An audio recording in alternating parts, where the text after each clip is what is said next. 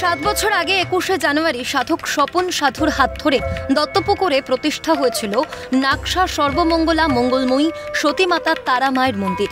বিদ্যাধরী নদীর তীরে অবস্থিত এই মন্দিরটির জন্য অবশ্য কম কাঠখড় পোড়াতে হয়নি সাধককে। দীর্ঘ সাধনা তপস্যার পরই এই মন্দির প্রতিষ্ঠা করেন তিনি।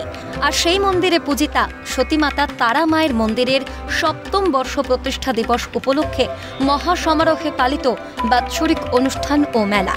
আর সেখানেই সম্প্রীতির বার্তা স্বপন সাধুর গলায়। প্রতিটা ধর্মের আমি শ্রদ্ধা করি, যত মত তত পথ, কিন্তু একটা কথা, আজের আমি সাধু, আমি হাসপাতালে ভর্তি হয়েছি, তখন কি বলছি এটা বাগদির রক্ত না মুসলমানের রক্ত না ঘোষের রক্ত না মুসলমানের রক্ত?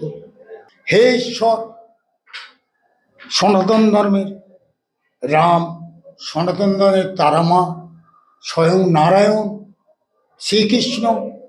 মন্দিরের গর্ভগৃহে সমহিমায় বিরাজমান সর্বমঙ্গলা মঙ্গলময়ী সতীমাতা তারামা। বাৎসরিক পুজো উপলক্ষে এদিন মন্দির চত্বরে ছিল ভক্তদের লম্বা লাইন। আবার মেলা প্রাঙ্গণেও দেখা মিলল হরেক রকম খাবারের সম্ভার। তবে পূজার্চনা হোম যজ্ঞের সঙ্গেই নেওয়া হয় বস্ত্র বিতরণ, ফ্রি মেডিকেল ক্যাম্প, বেশ কিছু সামাজিক উদ্যোগ, হয় সাংস্কৃতিক অনুষ্ঠানও। বস্ত্র বিতরণ অনুষ্ঠানে উপস্থিত ছিলেন অশোকনগর বিধানসভার বিধায়ক তথা উত্তর 24 পরগনা জেলা পরিষদের সভাধিপতি। শ্যামা সঙ্গীত পরিবেশন করতেও দেখা যায় তাকে। ও মনে রে কৃষিকাজ জানো না।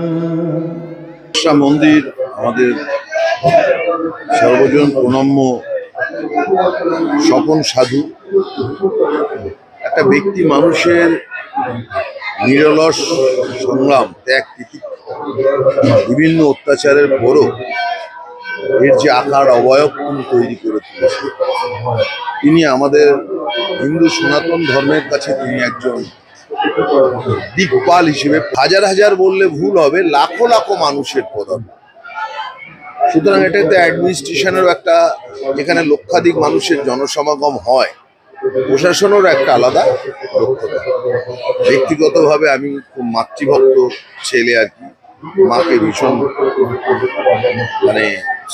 এদিন ভক্তি ও সংস্কৃতির অনন্য মেলবন্ধনের চিত্র উঠে এলো নদিয়ার দত্তপুকুরের বিদ্যাধরী নদীর তীরে নাকশা সর্বমঙ্গলা মঙ্গলময়ী সতীমাতা তারা মায়ের মন্দিরে।